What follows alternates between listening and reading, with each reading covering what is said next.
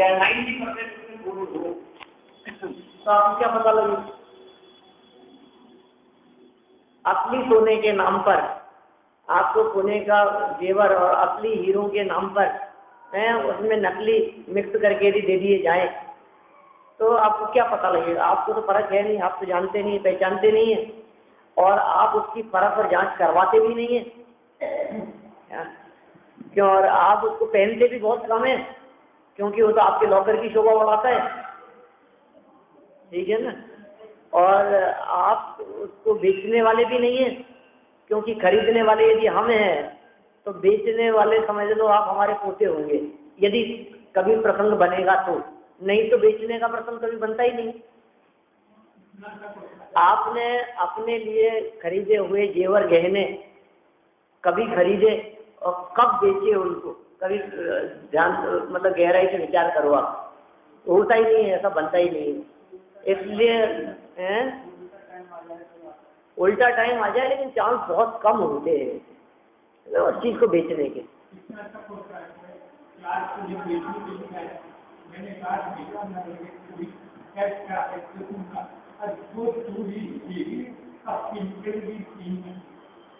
देखो ऐसा तक भी हो जाता है, माने ये धोखाधड़ी। अब अपन क्या कहते हैं उसमें, लूट लिया हमारे को, धोखा दे दिया हमारे को। कभी कदाचित बात खुल जाए तो, पता लग जाए तो ये नहीं रहा, तो हमारे साथ में बहुत बड़ा धोखा। क्यों धोखा हो गया है कि कहा तो कुछ और था और मिला और कुछ है, तो उसका नाम है ठग, बेईमानी, धोखाधड़ी। यहाँ कहते हैं कि भैया तुम्हें लौकिक में तो ऐसे ठगों से सावधान रहते भी हो और रहने की शिक्षा भी देते हो अपने घर परिवार वालों को, बच्चों को। देखो दुनिया में लुटेरे बहुत हैं, सावधान रहना, कोई धोखा नहीं दे रहे। बेटा तुम बहुत भोले हो हैं, तुम्हारे को कोई भी व्यक्ति बेवकूफ़ बना देगा, तुम सावधान रहना चाहिए। दुनिया में तो लुटेरे हैं सब, बिजनेस करना आसान काम नहीं है। तुम शुरू करोगे और कोई भी व्यक्ति बेवकूफ़ बना जाएगा, ऊपर से मीठी मीठी बातें करेगा और अंदर में पता नहीं क्या करेगा। माल दिखाते और कुछ है और भेजते और कुछ है। बहुत सावधान रहना इसमें। वहाँ कितने चतुर हैं हम। यहाँ मोक्ष मार्ग में दिगंबर संत मुनिराज हमारे को ये शिक्षा दे रहे हैं, उपदेश दे रहे हैं कि भैया विषय चोर बहु फिरत है, संयम रतन संभाल। अपने संयम रूपी रत्न को संभालना, क्योंकि पंचेंद्रिय विषय भोगों रूपी जो चोर हैं, पंचेंद्रिय विषयों के माध्यम से ये लुटेरे तेरी ज्ञान निधि को, तेरी अंतरंग संपदा को लूट लेंगे। बहुत अलर्ट रहने की जरूरत है। सोते नहीं है मुनिराज, नींद नहीं आती है। ये कैसे आए नींद, ये बताओ मुझे, कैसे आ सकती है नींद? कहीं कोई व्यक्ति कहीं रत्न लेकर के सफर कर रहा हो एक स्थान से दूसरे स्थान पर, बहुत बहुमूल्य रत्न है, उसको नींद कैसे आ सकती है? वो असावधान कैसे हो सकता है? तो जिन मुनिराजों के पास में संयम रूपी रत्न है, ज्ञान चारित्रादि रूपी निधियां जिनके पास में है, सम्यक दर्शन, सम्यक ज्ञान, सम्यक चारित्र रूपी रत्न जिनके पास में है, तो कैसे नींद आ जाएगी, कैसे सो लेंगे? बहुत सावधान रहते हैं, बहुत सतर्क रहते हैं। ये कह रहे हैं विषय सुख का पोषण करने वाले वो ठग के समान है, उनसे सावधान रहना। और कौन है ऐसे विषय सुख का पोषण करने वाले? कि आपके घरों में आने वाली मैगजीन, न्यूज़पेपर, टीवी सीरियल, ये जो पिक्चर है, ये सब क्या है? हाँ, ये लुटेरे हैं। मैंने आप इनसे सावधान रहना, क्योंकि ये आपको सुख के नाम पर दुख देने वाले हैं। लुटेरे, ठग मतलब कौन? ठग का मतलब, लुटेरे मतलब कौन? कि अच्छी चीज के नाम पर खोटी चीज देने वाले, यही होता है ना ठग का अर्थ। असली के नाम पर नकली दे देने वाले, धोखे से गलत चीज दे गए, ठग लिया हमारे। कैसे ठग लिया? अरे दिखाई तो था इतना ऐसा और दे दिया इतना हल्का माल, ठग लिया इसने। तो घर पे आए थे कोई, ठग के चले गए हमारे किसी भी नाम पर। ऐसे ही कह रहे हैं विषय सुख रूपी जो लुटेरे हैं, ये लुटेरे भी ऐसे ही है। दिखाएंगे आप, अरे बड़ा मजा आएगा, बहुत आनंद आएगा आपको। पंचेंद्रिय विषय भोगों को भोगने में बहुत आनंद आएगा, बहुत मजा आएगा। ऐसा कह करके उन पंचेंद्रिय विषयों की तरफ आकर्षित करने वाले ये लुटेरे जगत में बहुत फिरते हुए दिखाई देते हैं। जो व्यक्ति इसमें सावधान नहीं होते वे लोग अपनी ज्ञान और सुख चैन रूपी निधि को लुटा देते हैं, और तब में ज्ञान रूपी निधि लुट करके एक इंद्रिय पर्याय की प्राप्ति हो जाती है। हमने पढ़ी थी पीछे, कल परसों की पंक्ति आई थी।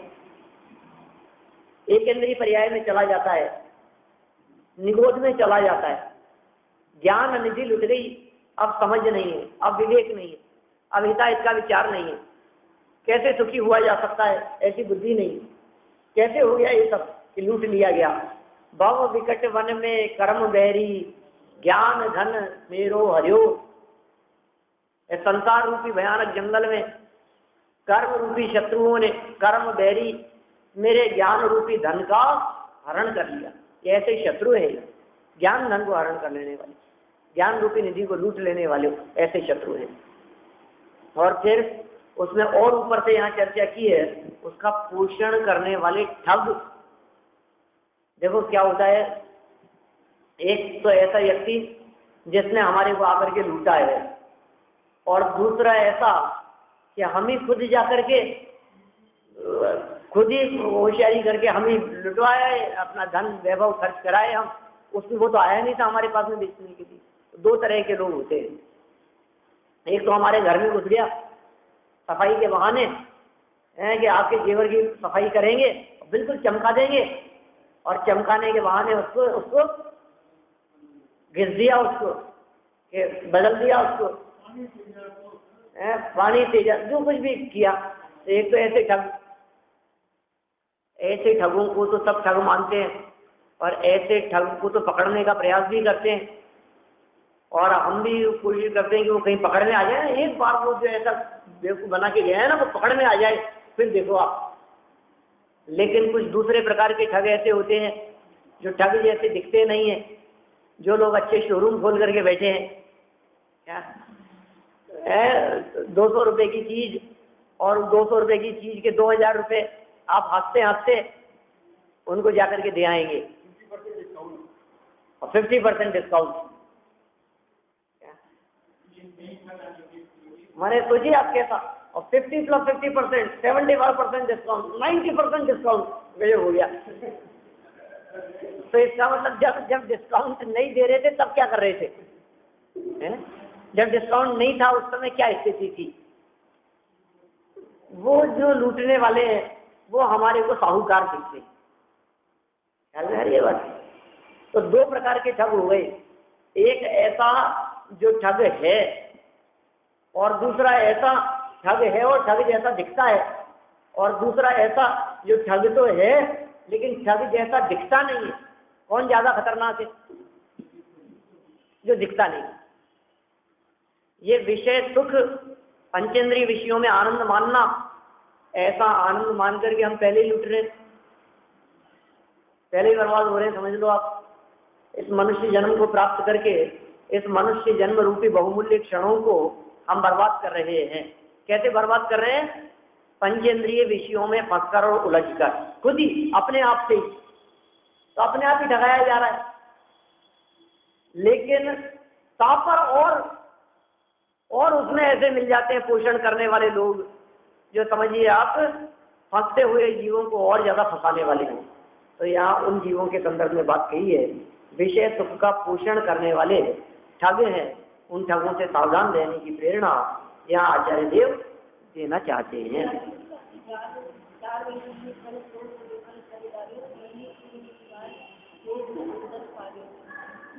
हाँ, ये है ना कहीं की पंक्तियां सुनिए,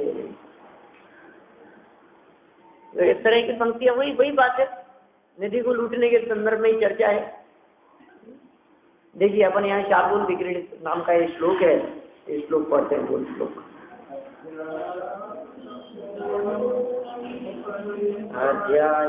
अध्यायपूर्वनम भट परे नारी कटी कोटरे व्यापृष्टा विषय पतंति करिण चूडार पाते यथा रोचे प्रीतिकरीं जनस्य जननीं प्राजन्मभूमिश्चयो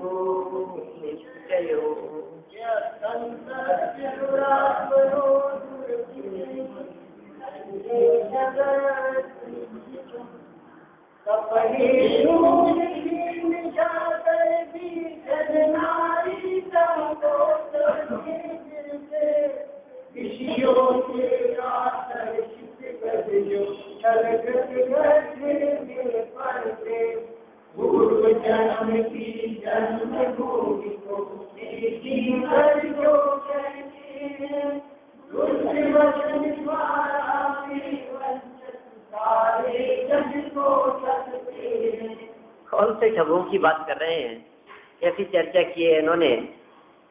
देखिए कि कौन से लोगों की बात की है। बात तो की है बहुत उत्कृष्ट स्तर से, माने मुनि होकर के भी, साधक होकर के भी, जगत से विरक्त होकर के भी, तप हेतु विपिन जाकर भी, माने सबके लिए जो जंगल में चले गए थे, सबके लिए जो वनवासी हो गए थे तपस्या करने के लिए, वहां जाकर के भी जन क्या कहते हैं, जो जन नारी कटि कोचर में गिरते, क्या स्त्रियों के प्रति मोहित होकर के भ्रष्ट हो जाते हैं और विषयों से आकर्षित, पंचेंद्रिय विषय भोगों से आकर्षित होते हुए हाथी के समान छल से ग्रसित गड्ढे में जाकर के गिर जाते हैं। कैसी चर्चा की है उन लोगों के लिए, उनकी चर्चा कर रहे हैं। मान लीजिए हाथी को गड्ढे में जिस तरह से गिर जाता है, फंसाने के लिए बहुत बड़ा गड्ढा कर लिया गया और कपट से हथनी वहां खड़ी कर दी गई। उस गड्ढे को ऊपर से घास से ढक दिया गया। ऐसे कपट से, ऐसे छल से उस हाथी को स्पर्शन इंद्री के लोभ और भोग के से आकर्षित होकर के और गड्ढे में जाकर के गिरना पड़ा। तो गड्ढे में आकर के गिर गया। विषयों से आकर्षित गज ज्यों, पंचेंद्रिय विषयों से आकर्षित हाथी जिस प्रकार छल से कृत, छल से बनाए गए, धोखे से बनाए गए गड्ढे में जाकर के पड़ जाते हैं। धोखा है, धोखा जाल है। और पूर्व जन्म की जन्मभूमि को प्रीतिकर जो कहते हैं, उसको जो प्रीतिकर कहते हैं, और दुष्ट वचनों के द्वारा ऐसे वंचक सारे जगत को ठगते हैं। विषयों में आनंद बताने वाले, भोग से मुक्ति की चर्चा करने वाले, ऐसे जगत में फंसाने वाले लोग मिलते हैं बहुत। वे कहते हैं इनसे आपको मुक्ति की प्राप्ति हो जाएगी, और लोग भगवान जैसे पूजते हैं और मानते हैं, स्वीकार करते हैं कि हाँ हाँ वास्तव में बात तो सच्ची है। अरे किसी से विरक्त यदि होना हो तो इतना खाओ लड्डू कि फिर लड्डू खाने की मन में ही नहीं रहे। ऐसा हो जाता है ना, हमने इतने लड्डू खा लिए कि अब लड्डू ही मन से उतर गया। तो वो ये कहते हैं कि आपको पंचेंद्रिय विषय भोगों से यदि विरक्ति चाहिए तो आप विषयों को इतना भोगो कि आप उससे विरक्त हो जाओ। ऐसा कहते हैं लोग, सच्चाई नहीं है ये। जगत में ऐसे पंचेंद्रिय विषय भोगों को भोगने की प्रेरणा देने वाले लोग बहुत मिलेंगे, और उनके लिए यहाँ दिगंबर पंत गुणभद्राचार्य देव निष्ठुर ठग शब्द का प्रयोग कर रहे हैं कि वे ठग हैं, वे लूट रहे हैं, धोखे में मत आ जाना। ऊपर ऊपर से देखने पर उनकी बात अच्छी लगती है, ऊपर से देखने पर आपको अच्छा लगेगा कि बात तो सच्ची कह रहे हैं साहब, बिल्कुल सही बात है। हमने 3 दिन हो गए हमारे को चूरमा बाटी खाते हुए, अब मन से उतर गया। 3 दिन से खा रहे वही चूरमा, पर चूरमे की मन में नहीं आती है ना। ऐसे उदाहरण दे करके ऐसा माया जाल आपके सामने बिछाएंगे कि देखो देखो हाँ बहुत बढ़िया है, लेकिन भाई साहब ऐसा नहीं है। अग्नि कभी ईंधन से तृप्त नहीं होती, ऐसा तर्क दिया है आचार्य। अग्नि में कितना ईंधन डाले कि वो अग्नि तृप्त हो जाए, पेट भर जाएगा अग्नि का, कब होगा ऐसा? उस अग्नि में और घी डाला हमने, उस अग्नि के अंदर और घी डाला हमने, और तेल डाल दिया, और उसके अंदर हमने लकड़ी डाल दी, घास डाल दी, कब वो शांत हो जाएगी? कितना डालते जाएं? अरे टनों मनों अरबों खरबों की संपत्ति भी यदि उसके अंदर लाला करके स्वार करती जाए तो वह अग्नि शांत नहीं होगी कभी, क्योंकि अग्नि कभी भी तृप्ति को प्राप्त नहीं होती है ईंधन से। उसी तरह से ज्यों ज्यों प्रभुवर जलपान किया त्यों त्यों तृष्णा की आग जली। कैसी पंक्ति है, पूजा की पंक्ति है। ज्यों ज्यों प्रभुवर जलपान किया त्यों त्यों तृष्णा की आग जली। ही आस की प्यास बुझेगी अब पर वह तब मृग तृष्णा निकली। आशा तृष्णा से जला हृदय जल लेकर चरणों में आया। होकर निराश सब जग भर से अब सिद्ध शरण में मैं आया। सिद्ध परमेश्वरी पूजन का चंद है। सिद्ध परमात्मा की पूजन करते समय जल के चंद में कितनी मार्मिक बातें लिखती है। जो जो जल पान किया ऐसा लगता था और थोड़ा सा पी लूं और थोड़ा, अब तृप्ति मिल जाएगी, अब तृप्त हो जाऊंगा। कि अरे ये तृप्त तो हो नहीं पाएगा और तृप्त होते होते पहले प्राण निकल जाएंगे, प्राण चले जाएंगे। संसार वृक्ष का स्वरूप दिखाया है बलचंद जी के मंदिर में है चित्र, ऐसा ही स्वरूप है। बस एक बूंद और, बस एक बूंद और मर रहा है और सब तरफ से मौत दिखाई दे रही है और इसको लगता है कि बस थोड़ा सा, अरे अभी आ रहा हूं ना। और देखो आप श्री गुरु माने समझिए आप देव और देवी वे दोनों पुकार रहे हैं, बचाने के लिए आ गए हैं। विमान देखा, वो चित्र देखा होगा सभी ने। कोई व्यक्ति कहीं से हाथी, पागल हाथी उसके पीछे पड़ गया और वो दौड़ता दौड़ता भागता भागता जंगल में भागे जा रहा है और हाथी पीछे पड़ गया है। भागते भागते एक डाल को पकड़ करके ऊपर लटक गया हाथी से बचने के लिए। वो हाथी तो पागल था, दौड़ता दौड़ता पहुंच गया वो और पेड़ को हिलाने लगा। कैसे बचेगा तू? वो कौन है हाथी? काल रूपी हाथी।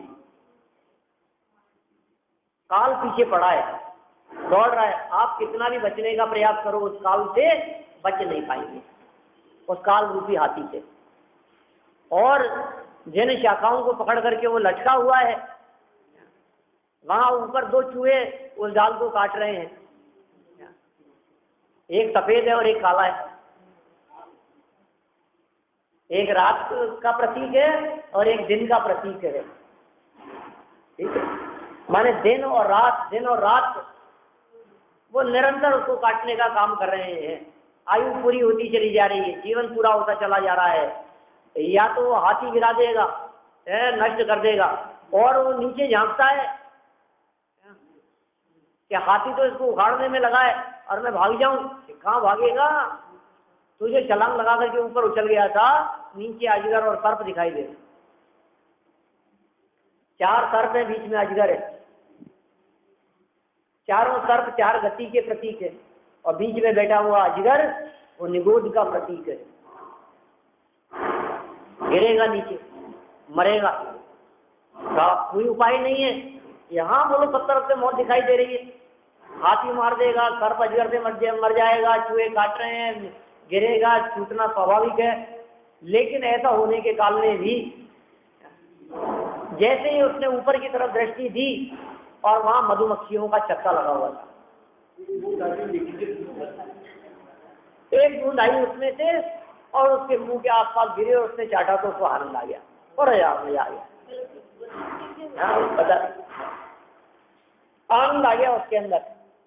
अब देखो आप, वो विषय सुख है, सब तरफ से मौत दिखाई दे रही थी और फिर ऊपर से मधुमक्खियां आकर के चौंकने वाली चेंटती रहती है। कौन?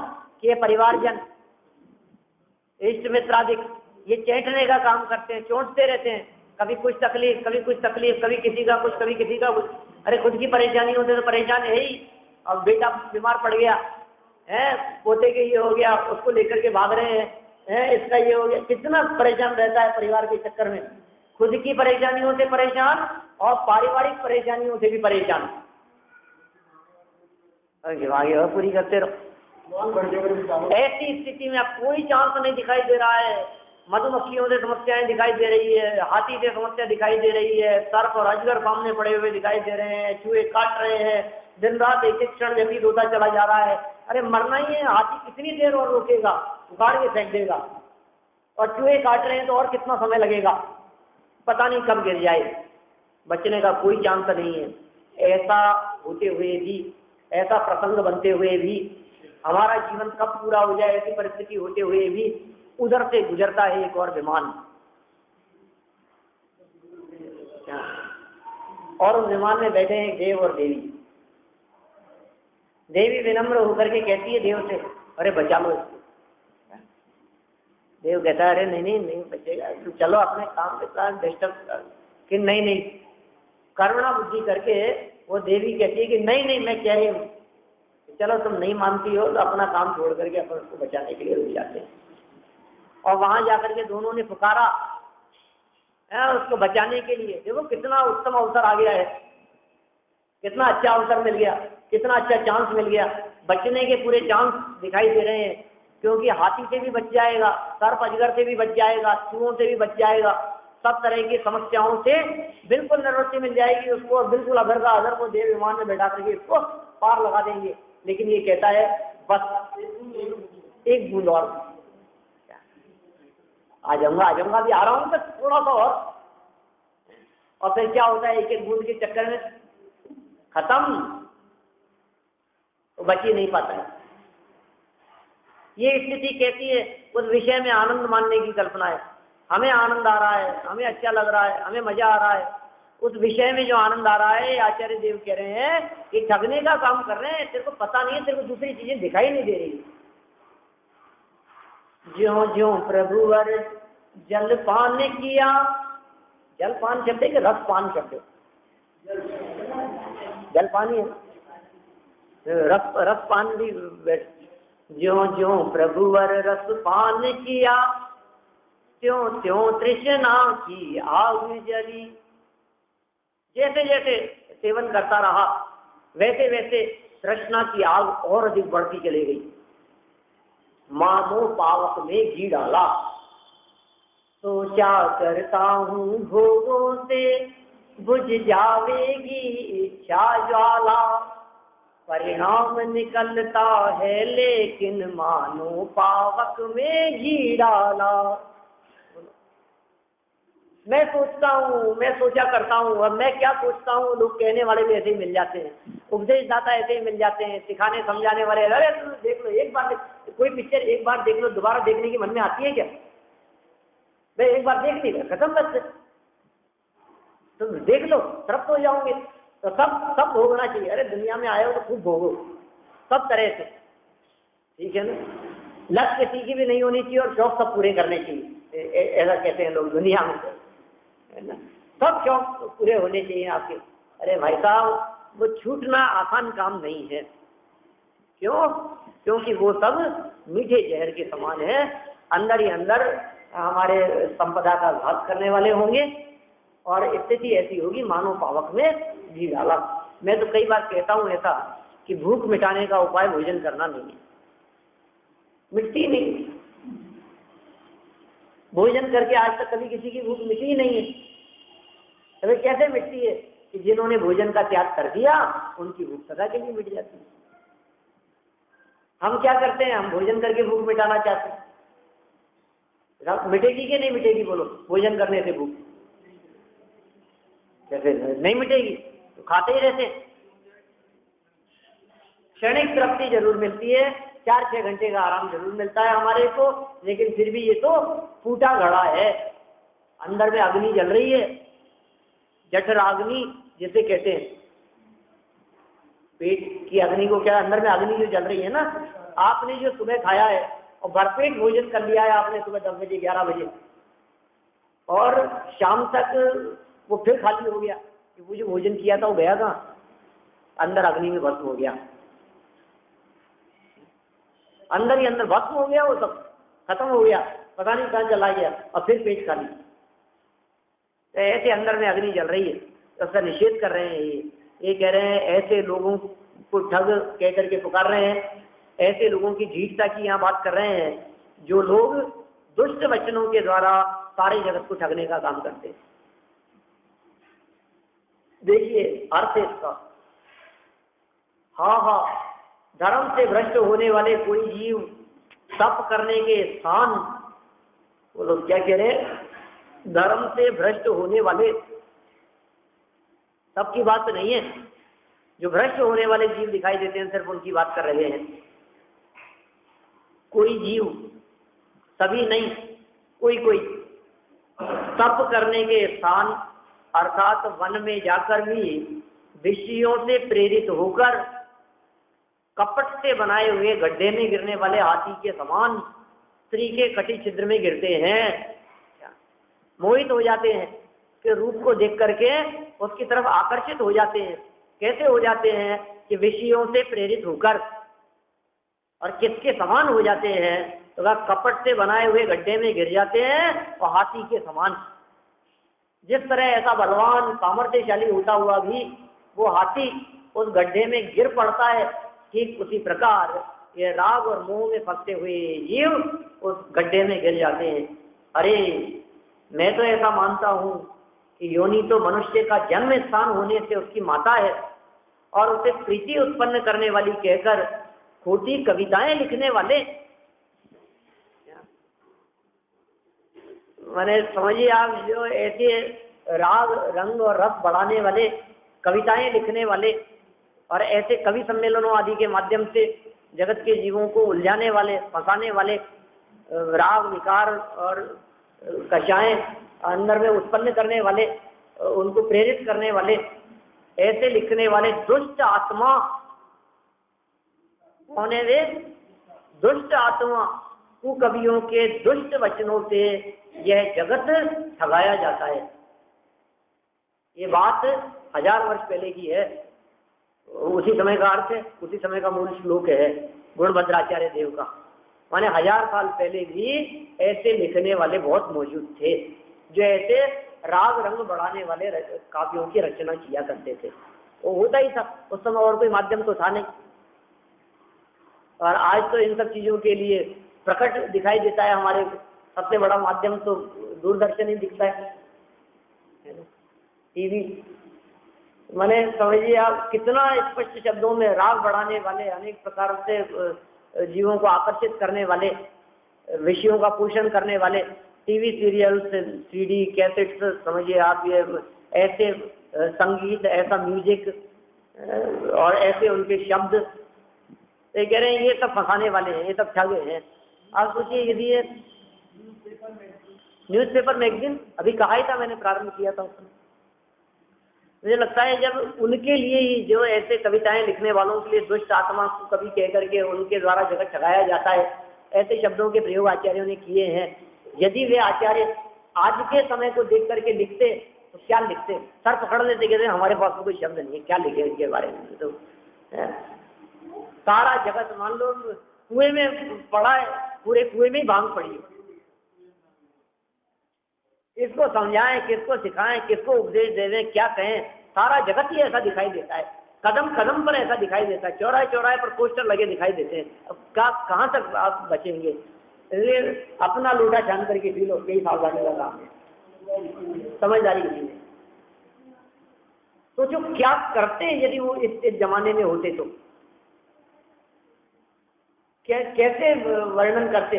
उस जमाने में उन्होंने इतनी बातें कह दी। आप देखिए आज के 40 साल 30 साल पहले बनी हुई पिक्चर और आज की बनी हुई पिक्चर, आपको जमीन आसमान का अंतर मिल जाएगा।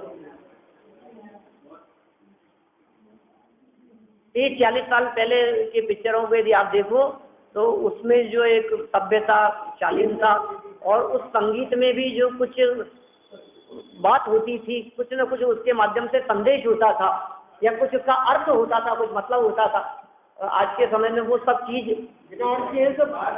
धाम धूम है, कोई अर्थ ही नहीं है, कोई मतलब ही नहीं है, कोई बात समझने की कुछ है ही नहीं उसके अंदर। जो ड्रेसअप जो होता था उस समय का और आज का, मतलब बहुत अंतर है। माने कोई व्यक्ति ने पिछले 20 साल 30 साल से यदि पिक्चरें नहीं देखी हो और वो यदि आज पिक्चर देखे तो माथा पकड़ ले अपना, शर्मसार हो जाए, ऐसे हैं। और लेकिन क्यों नहीं होते हैं? इसलिए नहीं होते हैं आज के लोग, क्योंकि वो देखते देखते हैबिचुअल, उनको कुछ ऐसा लगता ही नहीं है कि इसमें तो ये तो नॉर्मल बात, इसमें क्या है, इसमें क्या बात है। अनुशासन भी था। फिर देखिए उन्हीं सब बातों के संदर्भ में ऐसी बातें कही है। 400 वर्ष पहले उन्होंने लिखा जैन शतक में, राग उदय जग अंध भयो सहज सब लोगन लाज गवाई, सीख बिना नर सीख रहे विषयादिक भोगन की चतुराई, तापर और रचे रस काव्य का कही है दिन की निठुराई, अंध असुजन की अखियन में झोंकत है रज राम दुहाई। जैन शतक में कहते हैं, क्या लिखा है उन्होंने, राग उदय जग अंध भयो, राग का उदय हो जाने से सहज ही ये सारा जगत अंधा हो गया है, सहज ये सब लोगों ने लाज गंवाई, लाज शर्म तो कुछ बची ही नहीं है आज के समय में, ठीक है ना। जो पहले पर्दा पसंद चला करती थी, समझ लो आप, जो पल्ला घूंघट जो हुआ करता था वो तो है ही नहीं आज के जमाने में, वो तो पता नहीं कहाँ चला गया, ठीक है ना। तो सहजे सब लोगों ने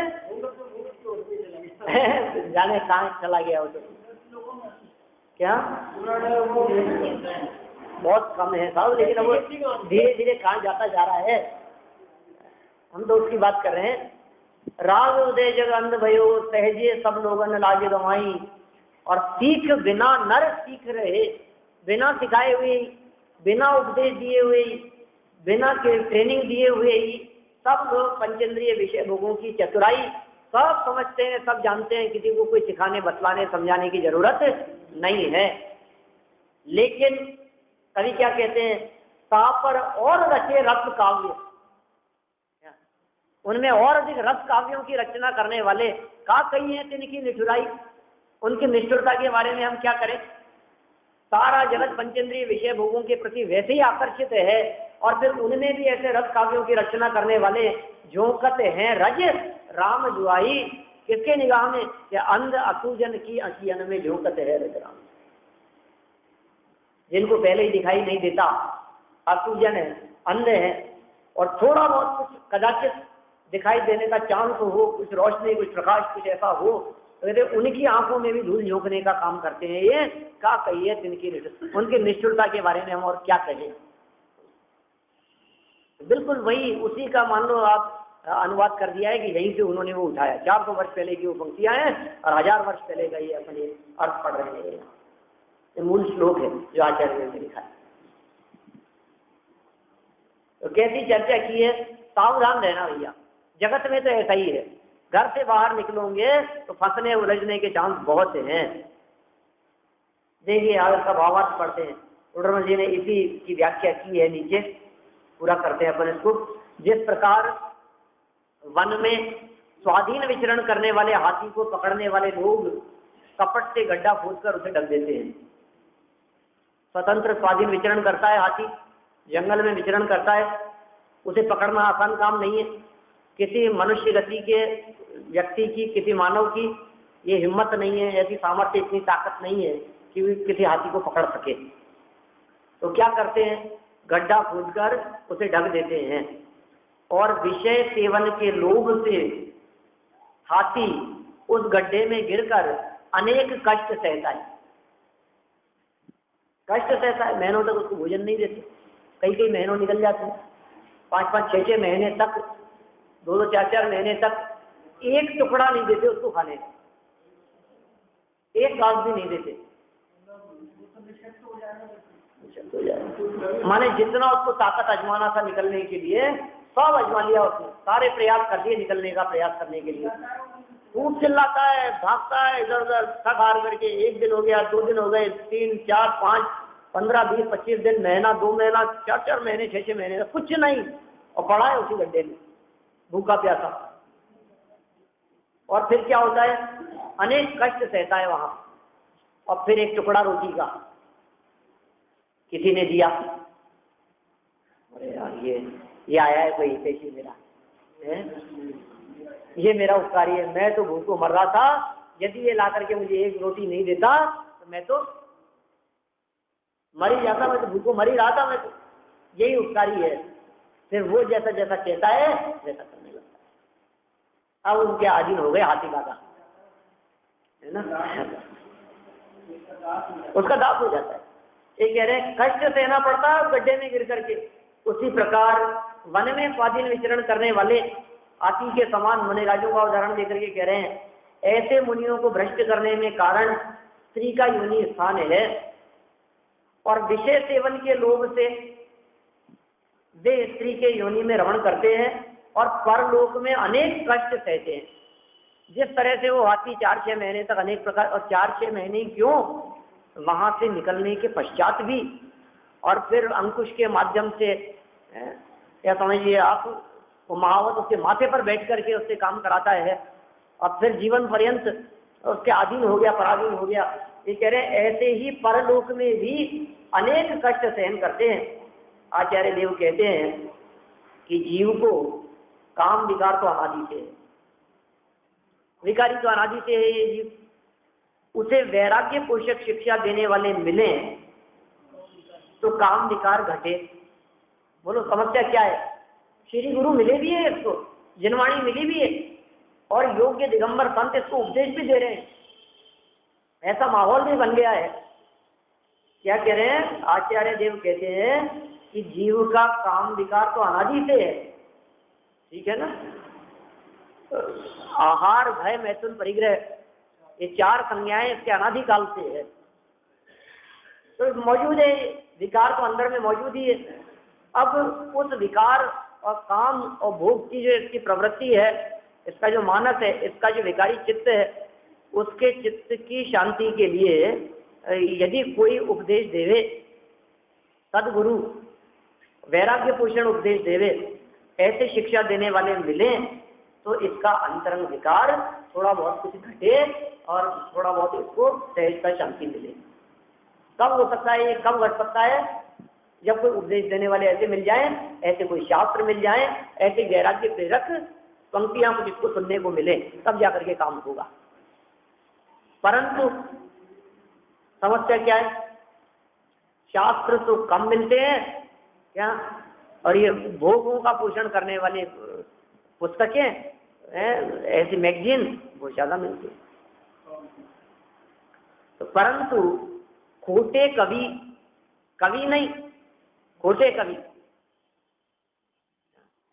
माने समझिए आप बिहारी आदि के माध्यम से लिखे गए जो दोहे हैं, या समझिए आप ये इन्होंने भी लिखे थे, बनारसी दास जी ने भी, क्या ये बनारसी दास जी ने नाटक समयसार लिखा, तो नाटक समयसार लिखने के पहले उन्होंने सैकड़ों हजारों श्लोक लिखे थे, 700-800 श्लोकों का तो उल्लेख मिलता है। छंद दोहे इस तरह के बनाए थे जो जगत के जीवों को राग और काम विषय पोषण के अंदर सहयोगी बने, प्रेरित करने, ऐसे बनारसी दास जी 400 वर्ष पहले। लेकिन जब उनके हाथ में गोवटसार समयसार आदि ग्रंथ लगे और जब उनके हृदय में अध्यात्म का रस जगा, तो उन्होंने अपने ही द्वारा रचित उन सब छंदों को जो लिखे हुए थे, उन सबको नदी में जाकर के बहा दिया, नष्ट कर दिया उन सब, और फिर नाटक समयसार रूप से छंदों की रचना की।